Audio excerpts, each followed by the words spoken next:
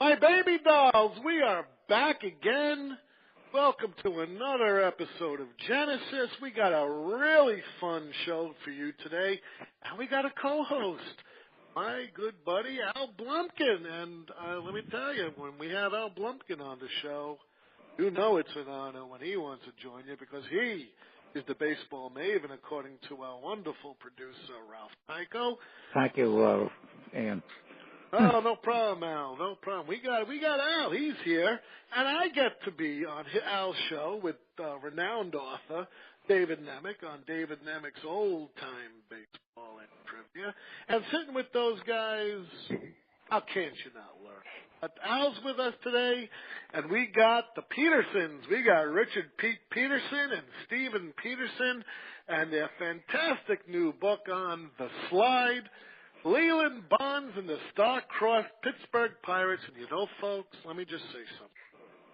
I love doing these shows for a reason. Because when these authors send me their books, I get to learn about a period of time that maybe I'm not so familiar with. I am familiar with the Pirates because I grew up.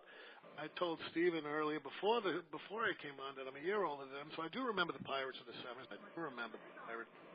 But there's a lot of things I didn't know, like the team was going to move twice and how the mayor saved it. And there's so much Pittsburgh history here that it was a learning experience for me. And we're going to have a great show. I'm going to get to both Al and the Petersons in about 2 minutes. But again, you are listening to Genesis. I am your host, Ian Kahanowitz. And you are listening to the Comfortably Zoned Radio Network with the Zigzag Man, Ralph Tycho. And, of course, I do Giants baseball with Ralph. We recount the days of our Giants and San Francisco Giants. We get a little into history, a little what's going on. I also do Oakland baseball with him. We talk about the Oakland A's. And, again, we go back to Kansas City, Philadelphia. It's a lot of fun. Of course, I'm also on, like I mentioned before, I'm honored to be on as a recurring guest with Al Blumkin. I know old-time baseball history and trivia. Great show. I learn a lot from these guys every time I pick up the phone. I dial in. You know, their dementias, it's fantastic. Because I read Dave Nemec's books 35, 40 years ago, and if you would be telling me today that I'd be speaking to him, I would have thought you're nuts. But that's another story. So we got The Slide, the book, and the book recounts the tales of the Star Crossed Pittsburgh Pirates, but it's a little bit more than that. It begins after the 79 World Series, and if you don't know about the 79 World Series, maybe you weren't alive. You know, they had family, the Pointer Sisters. You know, we are family, and they even had their father, Pops, Billy Stargell.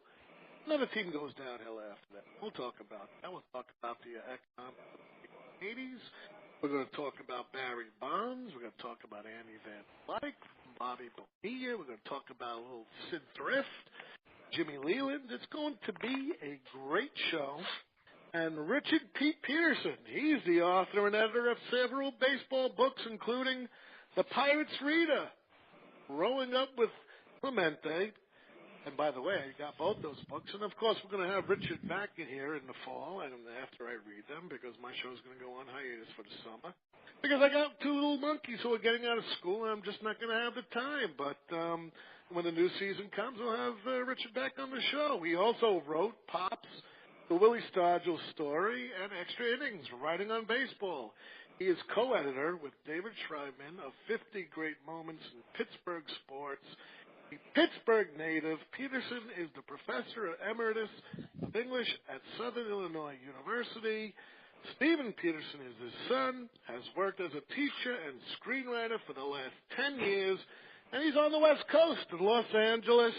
And Al, Stephen, and Richard, welcome to the show. How are you, folks? Fine, thank you, Ian. Good. Thanks, Ian. It's an honor. Thanks for inviting us. It's an honor for all of you to be here. I'm going to begin with Al. Al, a lot of Pittsburgh love here. Tell us how you got into Game 7 of one of the most wonderful. Well, I'll tell you the prelude. I wanted to go to University of Pittsburgh because I knew of its proximity to Forbes Field. I started rooting for the Pirates in the mid-'50s they were terrible when I started following baseball in the early '50s, and gradual improvement. And I started following them seriously in like 1957. My father had no interest in baseball, but he wanted to take me out there to see the school, so I made sure that he took me out there on a weekend that they were on the road. And they happened to be on the West Coast that weekend in May 1960, so I wouldn't even be tempted to go to Forbes Field. So I enrolled at Pitt. The fall of 1960 was my first part of my freshman year, and the World Series, of course, it was the first one there since 1927. Had the whole town going absolutely insane, and a friend of mine and I were amongst a group of people watching it on a TV in the dorm. And we were 17 years old at the time, so you have to take that into account.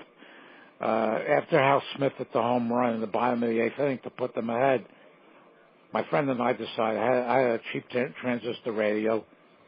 We decided to go over to Forbes Field.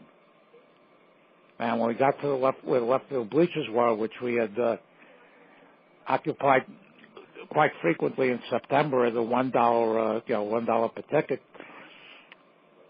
and nobody was guarding it, so we snuck in, and we got down on our bellies. Was in the front of the left stands of the left field bleachers, and saw the Yankees tie it up, and then saw Mazeroski's home run go over the wall. Both of us think if that game had won. That game had went any further, we might have gotten arrested. But we were 17 years old, and it was just basically the thing to do at the time. And the place was a tomb between the time the ball left the Mascarossi's bat until it went over the left field wall, and it just became a total insane asylum for the next 48 hours or so. That's a fantastic story. But there was just, I bought a program for 50 cents on the way out of there, which I still have. But it was something. I mean, it's something that you only you really expect once in a lifetime. And the other time I saw them win a World Series, I was in Baltimore for all four games in 1971. Yeah.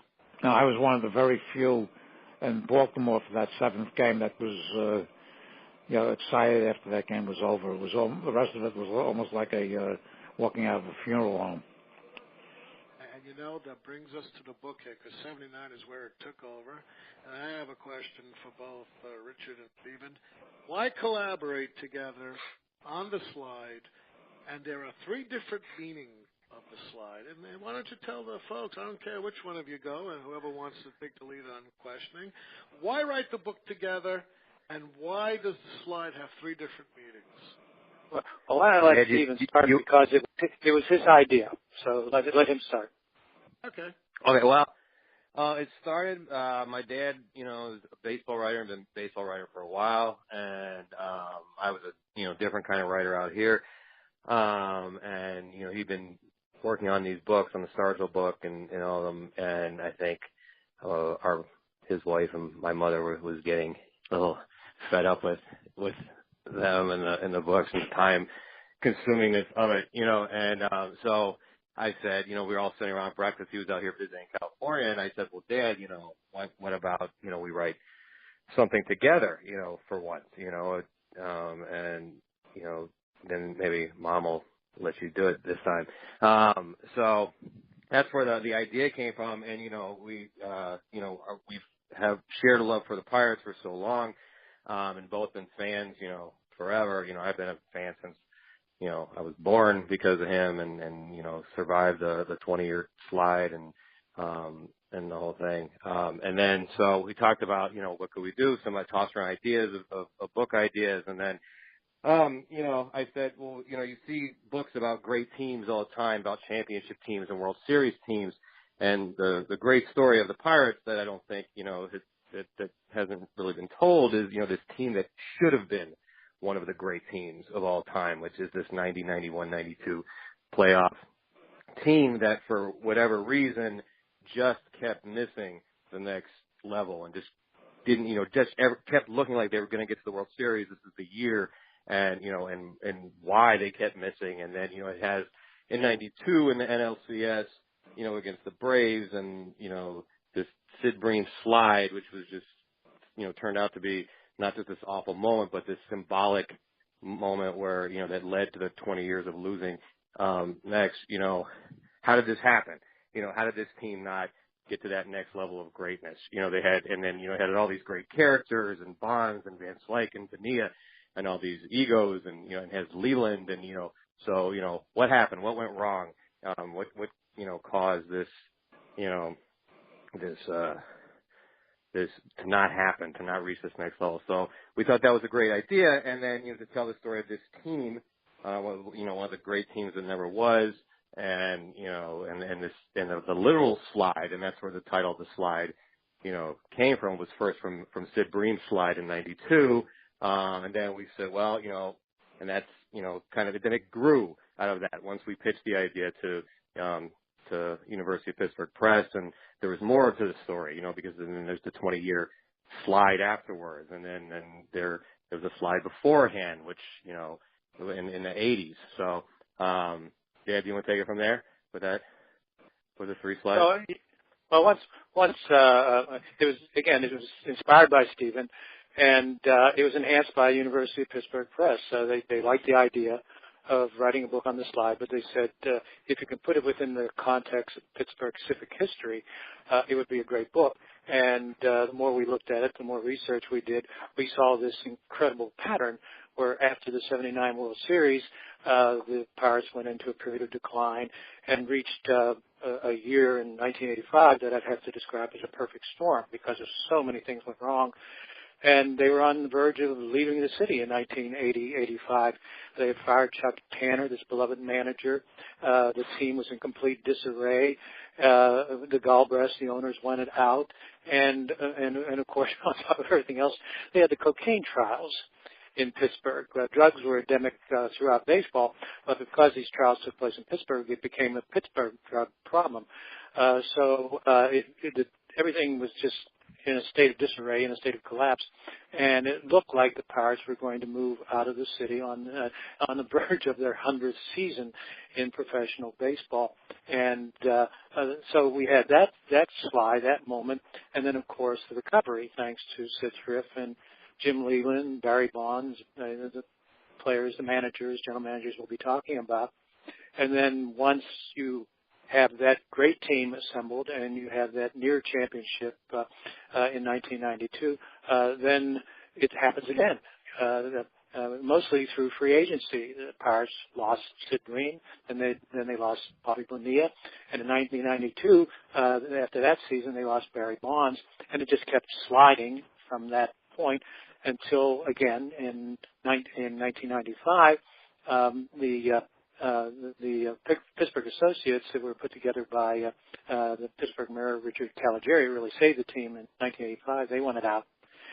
And so they went to another ownership crisis in 1994, going into the 1995 season, and another mayor, Murphy, another Pittsburgh mayor, he did everything he could. He thought he found an owner in Rigas, this cable magnate. That fell through. He was desperate for anybody, and he found just one person who seemed to be interested in saving the ball club, and that was Kevin McClatchy, this young, charming newspaper owner from Sacramento. And even though McClatchy was vilified by the press, they said he had no business sense, that he wanted to move the team out of Pittsburgh, he actually saved the Pirates. So in the middle of all this, you have some wonderful baseball heroes, but if you look in terms of those 3 slides, you have Mayor Richard Caligari, who saved the team in 1985 by putting together a group of businessmen called the Pittsburgh Associates. And you have Kevin McClatchy, who was vilified by the press. They said that if you took all of his business sense and put it in a thimble, you'd still have room for your thumb. And in spite of all that, he went on and actually was the one who put things together for the building of PNC Park. So to put it simply, no Kevin McClatchy, no PNC Park, no PNC Park, no Pittsburgh Pirates. Now, Al, chime in. Let's hear a question you got for these guys. Yeah, I know the free agency when that came in, that hurt them because in the 70s they were contenders most of the time, and I know that and they made a very bad one with the decision on Jason Thompson, who had a very big year in his walk year, and they signed to what was then a big fat contract. He couldn't do anything afterwards, and they really fell. I agree, they really fell into a hole in the mid-80s, and then when they started to come out of it, why did they?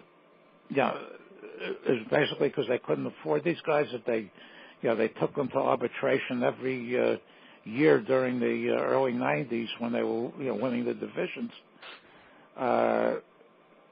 They're taking them to arbitration, and I think you guys probably know that any arbitration hearing in baseball leaves bad feelings. Yes. So were they financially compelled to do that because they couldn't afford it, or is that just they were just thinking like Branch Rickey was still running the team? Stephen, you want me to start? You want to start? Yeah, go ahead. Well, it was more an ownership attitude in the late 1980s that they wouldn't negotiate a long-term contract except in the last year, which was a fatal mistake with Bobby Bonilla and a fatal mistake with Barry Bonds. But you're right. It also caused ill feeling with other players who were successful in arbitration, like Doug Drabeck. The problem really began with Sid Green, who was the first significant free agent to leave the Pirates. Green did not want to leave Pittsburgh. He desperately wanted to stay, but they lowballed him. And we talked to Sid Green. He said that he and his wife actually cried overnight. He talked to his lawyer. His lawyer said, you have to take the offer from the Atlanta Braves, and he left the team. And it really upset Jim Leyland, but that was just part of their strategy. They went to arbitration 3 times with Barry Bonds, and he lost all 3 times. And he just kept getting more and more bitter during that period. And Bobby Bonilla lost every time in free agency, and he became more and more bitter. Doug Drabeck was successful, but he said, this tells me something about the Pittsburgh organization. So that was, if you want a snake in the garden, that was really it. Their intention on taking these players to arbitration year after year after year. They could have signed Bobby Bonilla. He wanted 5 years. They were offering 4. If they'd have added an extra year, he would have signed. Barry Bonds said, give me Bonilla's money, I'll sign. They could have signed Barry Bonds long term, but they waited and they waited and they waited, and it destroyed what Stephen Indeed probably called a potential dynasty. Well, let me ask you something, Richard. With the Pirates and the information and research that went into this book, you've written so many books about the Pirates. Did you find anything new when researching for this book that wow, I never knew that? Well, one of the things, it's not so much that something that I found out that was new. Part of what I discovered was the whole financial situation involving this team, and I didn't have a clear vision of how desperate things had become, especially in 1985. But one of the things that, and Stephen will verify this, one of the things that I don't think we really knew was the role that Sid Thrift played in becoming the architect of that team. And he was also somebody who was criticized by the press when he was hired as general manager. He was in real estate, and Pittsburgh papers said, you've got to be kidding. It looks like the way to hold the job of general manager is to not have an experience in baseball. And then after he was criticized, he went out and hired a manager. Stephen, you want to tell him who he hired? Well, Jim Leyland, of course, who was also not particularly well known, and also, the reaction was Jim Who when he was hired, and seemed like another colossal mistake. And when Sid Thrift took over and hired Leyland, it wasn't like, oh, thank God the team is staying. We've worked this out, and we don't have to worry about this. It was kind of like, well, it's going to be another couple of years, and then this will be, they'll be almost moving again, probably. But he was not well known, but he was, as important, I think, as Thrift, in starting this whole thing and saving the team and turning them into something quickly, and, recognizing talent. And he had this amazing skill with the players, and I think, that was just a huge part of it, was Leyland and all his contributions. And, after this whole thing was over, and after the slide in 92, and after these guys started leaving one by one, or earlier than that, when Breen left and when Bonilla left, and then everybody started leaving after the 92 slide, I think, he wanted to stay as long as possible, and, he would have, but he just knew that, this was not going anywhere. So. Now, let me ask you guys this, and I'm going to refer to Al, because Al made a good point. He was at the last game in Blumkin, and I think the Pirates made the playoffs every year, but either 2 or 3 years. Memory doesn't serve me correct. They won the division and either lost to the Dodgers or they lost to... I lost to the Reds in 70, the Dodgers in 74, the Reds in 75, the Reds in 72, which was almost as bitter as the one in 92, because I thought the 72 team was better than the 71 team, and they won 2 out of 7 playoff series, 2 out of 9 LCSs. The only time they won was in 71 and 79. They lost 4 in the 70s, and they lost the 3 from 90 through 92. And let me ask you guys this. How do you become such a powerhouse with the whole city behind you? You got Dave Parker, you got Pops, you got all these things, and then all of a sudden in 1980, they're throwing batteries at Dave Parker. What's going on? Stephen, did you want to respond to that? Or? Well, I mean, just a lot of, just bad decisions and, just a lot of mismanagement, but then just a lot of bad, I mean, I don't want to call the cocaine trials bad luck, but, just like things, there were things that were, supplanted before all this that, just finally kind of, came to head during this whole thing. And like, my dad said, it was just a perfect storm, or it was just one thing after another, and then it just got bad and got worse, and then players became disgusted and, were, miserable and saying miserable things about the team and the city.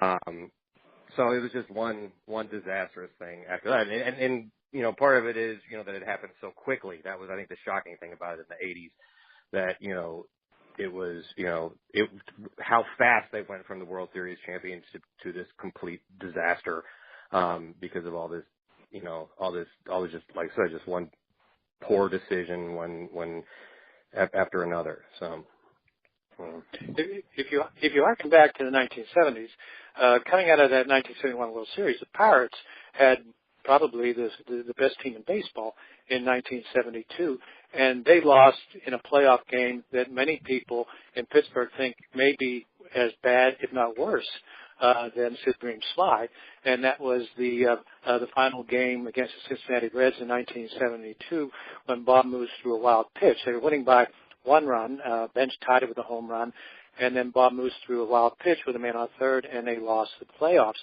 That was Clementi's last game. He died in a plane crash that winter. The following years, Steve Blass couldn't throw a strike during spring training. So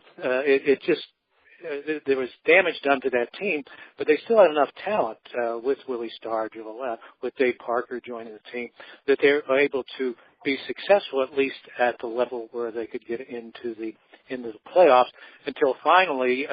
I can't resist this. A brilliant general manager named Pete Peterson Sorry. Wasn't me, obviously. It was Harding Peterson. He made some great trades. He brought Phil Gardner to the Pirates. He brought Tim Foley to the Pirates. Put together an excellent team. Brought Bibby to the Pirates, and in '79 it all came together in that magical season. Willie Stargell shouldn't have had the season that he had. He shouldn't have had the playoffs in the World Series that he had, but he did, and it had the kind of magical quality. It was Pops and the We Are Family Pirates. It's easy to see what was going to happen in 1980, even though everybody said we're going to repeat. It's going to be the first time in Pirate history. We're going to have 2 million fans. But all you do is look at the players on that 1979 team. It was an old team. And the reason they signed, you mentioned Jason Thompson earlier, the reason they signed Jason Thompson was insurance, because Stargell was getting old. After Jason Thompson signed on with he signed a long-term contract with the Pirates and regretted it. He said, if I had known this was going to happen with Pittsburgh, I never would have signed that contract. Players just thought Pittsburgh was a miserable place to play baseball during the early 1980s, and they did everything they could. John Candelaria called Pete Peterson a bozo, a clown, for the trades that he was making, trying to save that team. It was just a toxic atmosphere. Well, and I think that that's one of the ironic things is, everybody looks at that World Series team and how good they were, and the legend, with Stargell and with Parker and everybody, and how good that team is. And I don't know, Dad, you agree with me, but I think the early 90s team is a much better team. Yes, indeed. That team was. And so that's what was so sad about it is, nobody looks at that 90, 91, 92 playoff team and compare, thinks of it in the same category as that 1979 team, and they were much more talented and should have been, that should have been the team that, won back-to-back World Series. So. Yes. Oh, in 1972, they were ahead after 8 innings. The Blast pitched 7 innings in that game. Gave up 1 run. They brought in that lefty reliever they had at that point. Hernandez, who retired them in order in the 8th inning. Then they bring in Justy. And just as soon as they brought Justy in, I had a very bad feeling. Bench hit the tying home run. And then he gave up 2 more hits before they pulled him and brought Moose in, who almost got out of that jam before he threw the wild pitch. Justy, to me, was the villain of that game. I just sat there. I was 29 at that point. I just sat there after that game, and just like a zombie. The only time I felt like that was after the morning after the 1992 final game. There are 3 devastating losses in Pirates history. One, of course, is the Sid Bream slide. The other is Bob Moose's wild pitch in the series. You have to go back to the 1930s. Gabby Hartnett's home in the Leyland. When Pie Traynor, I believe, was the manager team, and the Wayner brothers were still the Pirates. Of course, none of us go back that far. At least we won't claim we go back that far. But that's the trilogy of misery for Pirate fans. Those 3 games. Now let me ask you guys this question. Maybe a two-part question because I think it ties into Caligari. You mentioned in the book, and I asked you before the show to think about this, that the Pirates reflected the economics of the city in the early mid-'80s, and that they were not able to field as good as team had in the '70s. So, again, the Yankees, I'll take that because, again, I was in Brooklyn at the time growing up, and they were able to field 3 pennant winners, 2 World Series champions. Why did Caligari want to save the Pirates, and how was he going to do it with Pittsburgh's economics so bad? Stephen? Well, I mean, it was a baseball town, and he knew how important the Pirates were. I mean, that's why, and he recognized that and how important the team was to the city, and that it was worth saving, and that Pittsburgh without a baseball team, with the history that they had, was a ridiculous concept. So. Yeah. Well, I don't want to, discredit New York, but they did lose the Dodgers and the Giants at one time in their history. Pittsburgh never lost a baseball team, but that's when they came close. You have to remember, Pittsburgh's a working class town and a steel mill town, and that's where they called it the Rust Belt Depression during that period of time. And if you have what is perceived as overpaid players not playing good baseball, it's very difficult to survive in a city of steel workers who've been laid off, who aren't worried about finding the money to go to a Pirate game. They're worried about finding the money to feed their family. It was really a desperate time during that point. As far as Richard Caligari is concerned, he's a Pittsburgh kid. He grew up driving around with his father, delivering milk, and he worked in the Park District for Pittsburgh for a number of years. Sat on the city council, became mayor of the city. He loved the Pirates, and I tell you my favorite story about Richard Caligari. When the Galbraiths said they wanted out as Pirate owners, the mayor of Indianapolis, I think his name was Hudnut, said he was going to send an emissary to Pittsburgh to talk to the Pirate organization about bringing the Pirates to Indianapolis. And Richard Caligari says, fine. When he gets off that plane and he drives to Pittsburgh, as soon as he crosses the city line, I'm going to have him arrested. And of course, that was a bluff on the part. I assume it was a bluff on the part of Richard Caligari, but that's how determined he was to make that team stay in Pittsburgh. And basically, what he did, he went to the CEOs of the major banks, the major industries in Pittsburgh, and he said, "We can't let this happen. We can't let this team leave the city. It's so much a part of the identity of the city. It would be devastating." New York has teams. Pittsburgh had a team, and and to lose that team would just cut such a major portion of sports history out of the city. That team, it's had its up and downs, it's had its love and hate affair with Pittsburgh, but that team in so many ways more defines the city of Pittsburgh. I don't know if Stephen would agree with this or not. I think it more defines the city of Pittsburgh than the Pittsburgh Steelers. Yeah.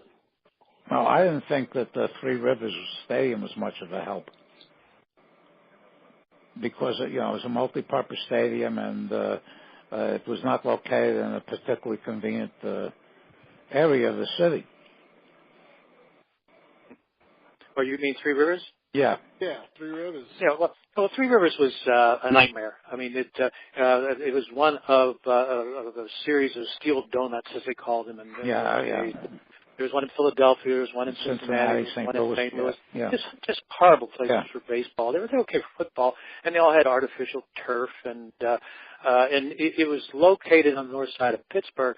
But it was so hard to get to that ballpark. It had huge traffic jams. It was never kept up very, very well. It was a nightmare. And again, part of the business. It's ironic that part of the business of saving the Pirates later would be the Major League Baseball pretty much saying to Kevin McClatchy, you build a ballpark in 5 years or you're finished. And it became PNC Park. Now, let me ask you guys this question. Leyland came in 86, and so did Barry Bonds. Now, the view of Bonds was, well, here's this prima donna kid with an attitude coming in. You got Leyland. I think Leyland was a coach under La Russa with the White Sox. Yeah. Yeah. Yes, they're basically. Yeah, and so, you're playing, and, they had a really good core of coaches, the White Sox, and I think La Russa was a good teacher. Besides that, Leyland is unprepared. You get this wisecracking guy with a kid with a chip on his shoulder. I'm Bobby Bond's son, and then it all gets played out in one thing where basically Leyland goes ballistic on Bond. What happened there? So, Stephen, you want to tell that story? Oh, well, I was at spring training in 92, 91, 92, I always say 91, where Bonds was, it was the, that attitude and, was growing, faster and faster as the years went on, and as he became, as the Pirates got good, his, attitude got worse. And then, so by 91, after, even though they hadn't done won a World Series yet. He was already, acting like it. And he was at spring training, and there was a photographer, trying to take his picture, and he, chewed them out and said, I only, the only people who can take my picture is my personal photographer. And then Leyland, is watching this, spots this, going on, and he just has had it, cause he recognizes this is getting worse and worse and worse, and, walks over, and then, what you were referring to, the incident just kind of goes off on Bonds and starts letting the F-bombs fly in front of the cameras, so that was, Leyland tried to, to contain Bonds and put him in his place, but I think the problem was that Bonds was just so, that was just ingrained in him because of his dad, and, I don't know if anybody could have corralled that or, that attitude or, ever gotten him back down to earth, because I don't think he ever was. I think it was the problem. So. No, I did not realize, and I forget, we're going back about 25, 26, 27 years, how instrumental Bonilla was. I remember when you have all this, he's coming to the nuts, and he didn't do as well. But he was just as a major star, including statistics, along with Bonds. Let's talk about Mr. Bonilla. Well, let me interpose on one Bonilla. Yes. Like Bonilla, I consider Bonilla the same as I consider George Foster. That you put Bonilla in a lineup with other productive hitters, and he'll produce. You ask him, just like you asked George Foster when he came to the Mets, to be the main man, and they couldn't. Neither of them could handle it. Mm-hmm. Well, Bonilla was, again, Sid Thrift inherited Barry Bonds. He had already been drafted by the Pittsburgh Pirates when Sid Thrift became general manager. The first year that he was general manager in 1986, Barry Bonds was playing in Hawaii for the Pirates AAA team. And they had an away game in Texas, so I think it was in Houston. Sid Thrift flew down and watched Barry Bonds, and he brought Barry Bonds back to Pittsburgh with him. The player that Sid Thrift brought back to Pittsburgh was Bobby Bonilla. They lost him in that Rule 5 draft to the Chicago White Sox, but Sid Thrift liked Bobby Bonilla, and he brought him back. And that was the one good thing that Barry Bonds had going for him. They were good friends, Bobby Bonilla and Barry Bonds. They bonded, excuse the pun, as ball players, and Bonilla was a great supporter of Barry Bonds. It was rather interesting if you look at Pittsburgh sports writers at that time. Gene Collier, for example, thought that Bobby Bonilla was more important to the Pirates than Barry Bonds at that point. Gene Collier really had nothing good to say about Barry Bonds at all the way through his career. Bob Smizek didn't like Barry Bonds, but he thought Barry Bonds had incredible talent, and that during the years that he was a Pirate, he actually did better than Roberto Clemente during that period.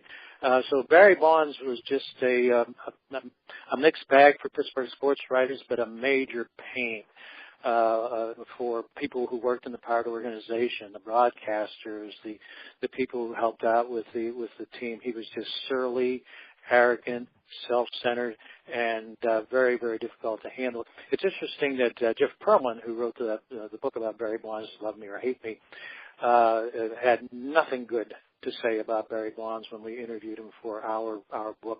He never mentioned Barry Bonds by name. He used an expletive for when he described Barry Bonds during that period. But he did say one thing that I thought was interesting, and Stephen may want to comment on it, or everyone may want to comment on it. He said that Barry Bonds was very lucky that he played in Pittsburgh during this period of time. If he had played in New York, sports writers would have picked up nationally on the way he was, and people would have learned about him much more quickly.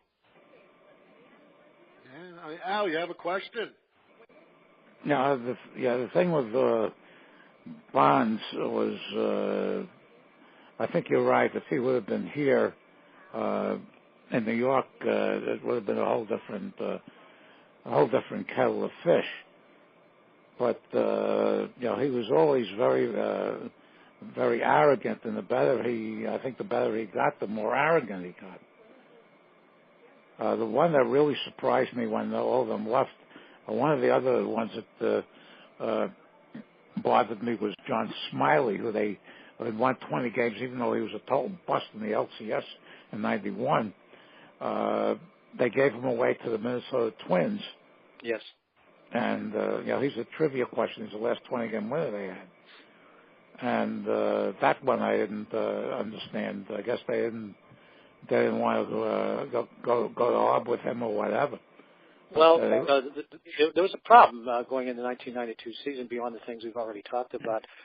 They hired a new president during that period by the man by the name of Sauer, who was with the St. Louis Cardinals, and he had to hire a new general manager and hired a fellow ex-Cardinal in Ted Simmons.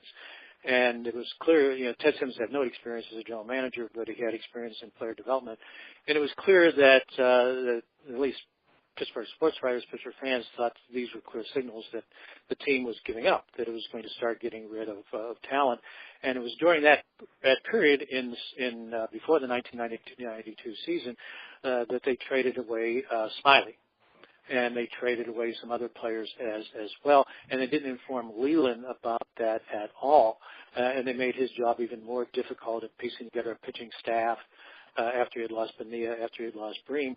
And, of course, there is one Pirate that we haven't talked about who actually was at the center of all this and did receive lucrative contracts and was the most popular player in Pittsburgh. And I know he's my son's favorite ball player, so I'll let him talk about him. Well, Andy Van Slyke, was taking that care of pretty well during this whole thing. And I think that also, it was this unspoken thing with Bonilla and Bonds and arbitration and, not getting the money they deserved. And then Van Slyke was, and nobody came out and said it, but, you had, the white player getting, the money that he was owed, and, and it became, seen as, priorities with those three, and who was the most important one to make happy in terms of who did the fans want to see, in a town, like Pittsburgh, and so Bonilla and Bonds, not only were not getting paid, but at the same time the white player was getting the money he was owed, and I think that that caused a lot of the Bonilla and Bonds and made of their disgust with not getting paid, and then that made it worse. And then their bond over that, being the put not paid because of and the white guy was. I think that contributed to their bond over it's time to get out of here eventually. If they're So race was also a part of this. Like I said, it wasn't flat out said, but I think everybody kind of knew it, especially Bonilla and Bonds, and that contributed to their unhappiness, while they were there. Now let me ask you guys something. How, and we're going to get to Dave Dre, we're going to get to Drebeck as well soon, but what I want to ask a question is, you guys bring up a good point. Leland never was a Major League Baseball manager at this. Not only has he have to deal with, management who's taking these guys to arbitration and literally pissing the hell off of these guys, but you got Bonilla, you got Bonds, you got Andy Van Slyke. Now you got Sid Bream, who's been traded. Things are falling apart for Leland. How does he deal with this? Stephen, you want to start? Well, I mean, it's because he's so good. I mean, that's basically it. That he, was able to steer this through this, and with all these, attitudes and hurt feelings, and dealing with these major personalities and egos, and that he was able to steer them, to the NLCS, and without it completely falling apart. I mean, eventually did, but it had nothing to do with him. It could have been worse if it wasn't for him. It definitely wouldn't. I don't think would have made the '92 series if it wasn't for him. But I think that's basically it. That he was so good at what he did, and he was so good with players. That was his strength. Yeah. He was a player's manager. There's just no doubt about it. And I guess I should remind everyone that he had considerable managerial experience in the minor leagues. He had managed at every level. He had won a championship at the AAA level. He was good friends with Tony La Russa. La Russa actually gave him his big break when he brought him in to the White Sox as a third base coach. La Russa gave a major recommendation to the Pirates for Jim Leyland, and he said that within 2 or 3 years, Jim Leyland is going to be Manager of the Year. He was just about right on target with that prediction of Jim Leyland. But the Pirates, the person wanted the Pirates to hire as manager in 1986 was Willie Stargell.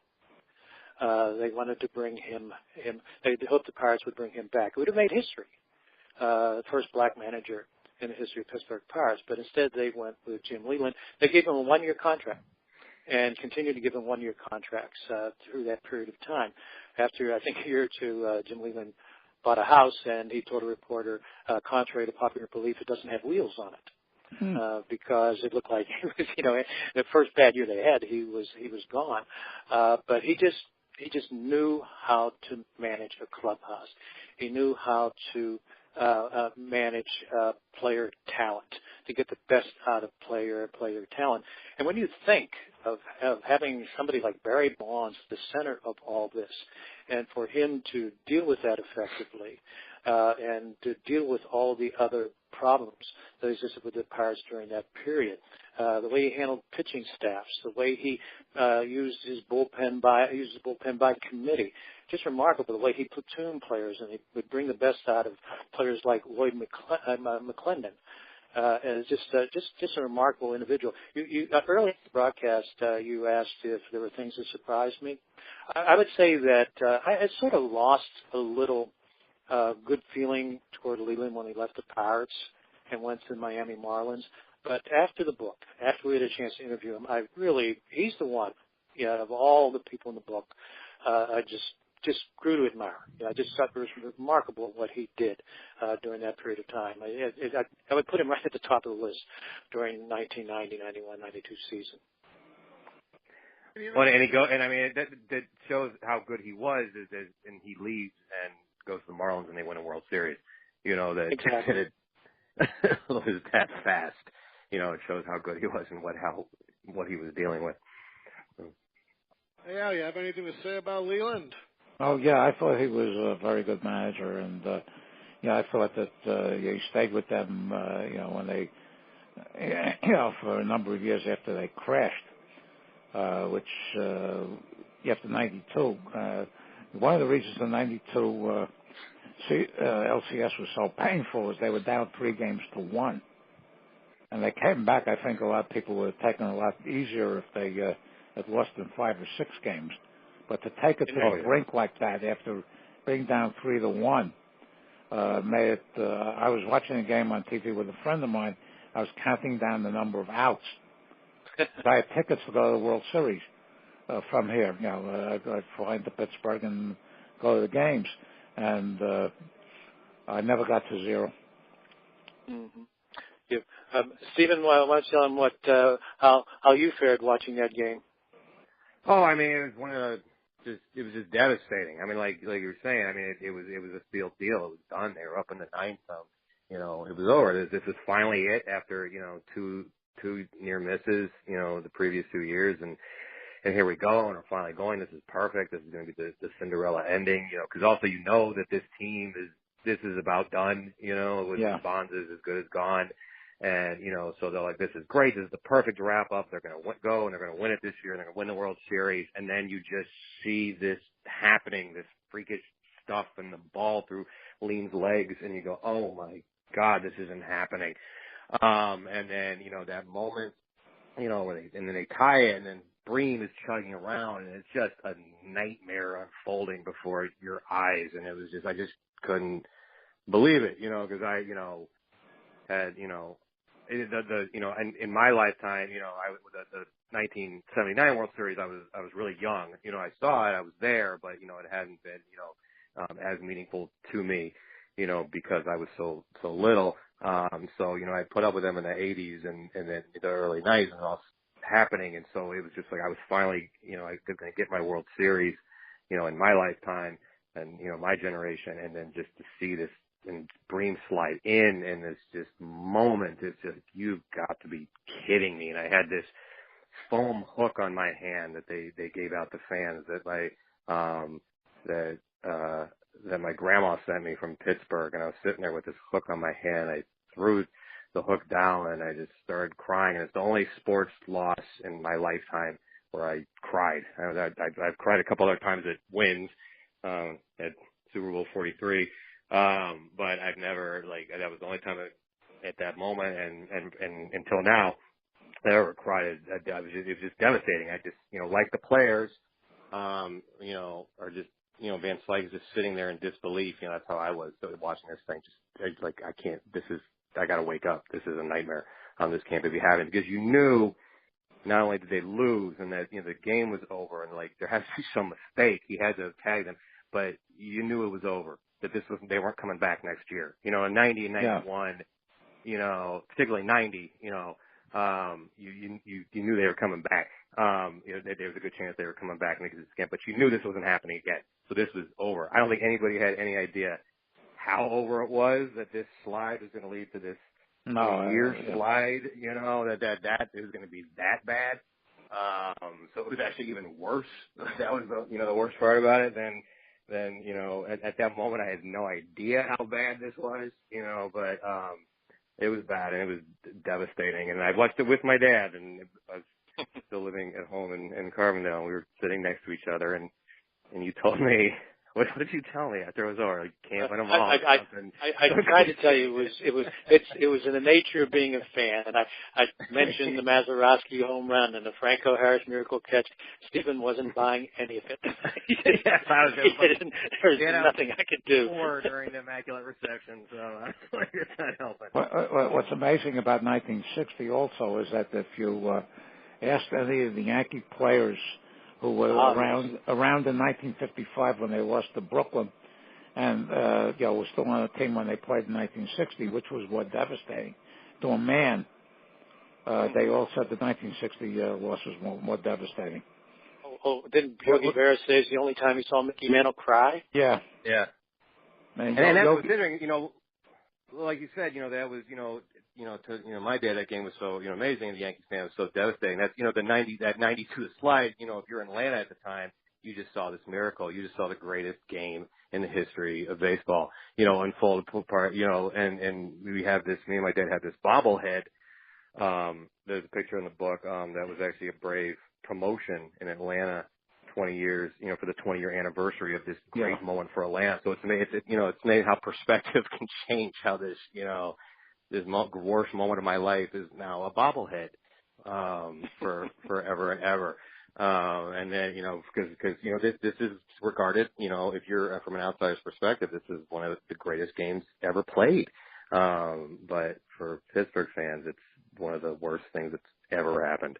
Well, the greatest summation of 1960 was by, of course, the world's greatest philosopher, Yogi Berra, who said we made too many wrong mistakes.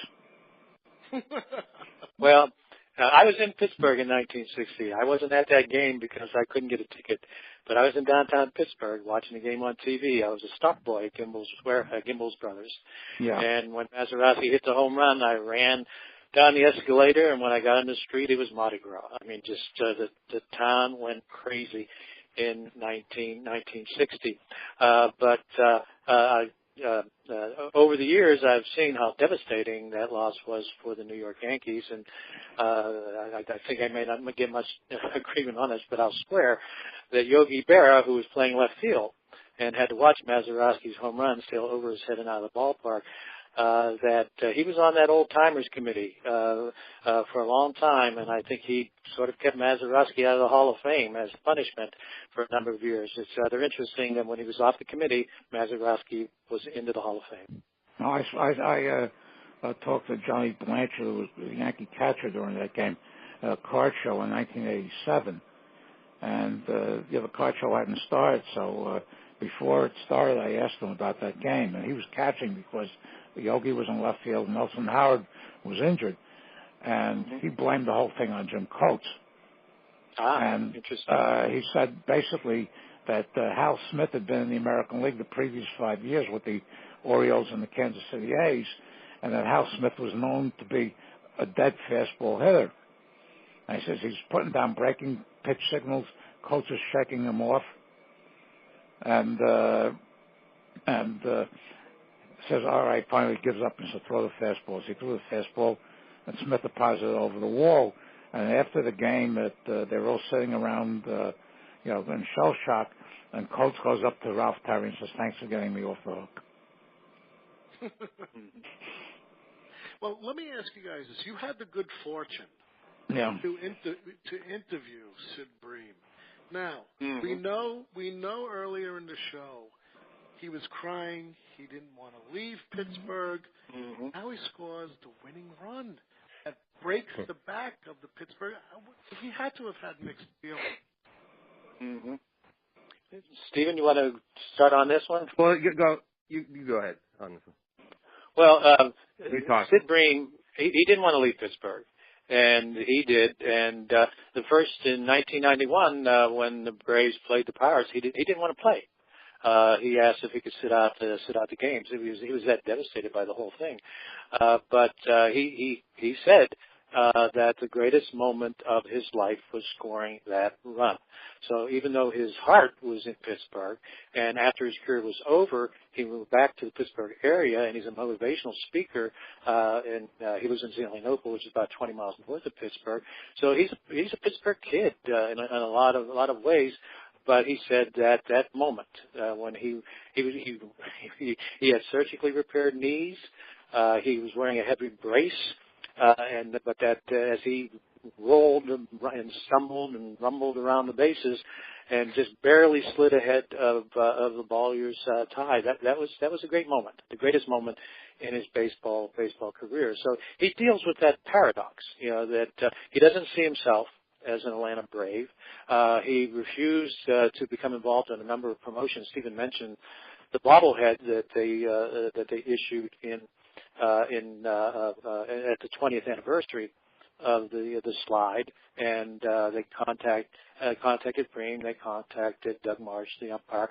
The Braves had to get permission from Mike LaValliere, and so Bream asked LaValliere if it was okay. So he did go through all that, but he never really became actively involved in the Atlanta Braves organization. He never really was interested in promoting that major event. So he certainly had mixed feelings. But again, you can't take away of how glorious that one moment was for him, as it was so devastating for the Pirates. And one of the great ironies, the brace that was on his knee as he scored that run is now in the Atlanta Sports Museum.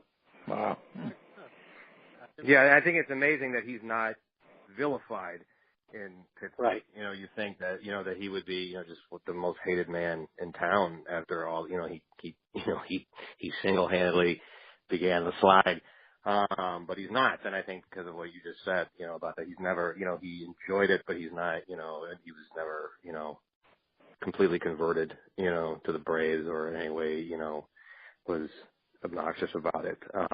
So because Pittsburgh people really don't, there's no hatred for him at all. I think a lot of people knew that the Pirates kind of did this to themselves more than anything. Yeah. Stephen, you brought up the bobblehead. Why don't you tell them what happened to that bobblehead? Oh, it's spring training. After the 20th season, after 20 years of losing season, spring training in 2013. LaValliere shows up, because he's a coach now, and he shows up and he pulls out, he walks up with the bobblehead, and he's got what looks like a bat under his hand, and it turns out it's a sledgehammer. He brings with him, and he puts this bobblehead, which not only is showing the slide, but if you see it and you look at the picture in the book, he's actually smiling in the bobblehead, as this whole franchise is collapsing. And so he pulls out this sledgehammer and he destroys it in front of everybody with a sledgehammer to signify, it's time for this to end, and it did in 2013. So there you go. Yeah.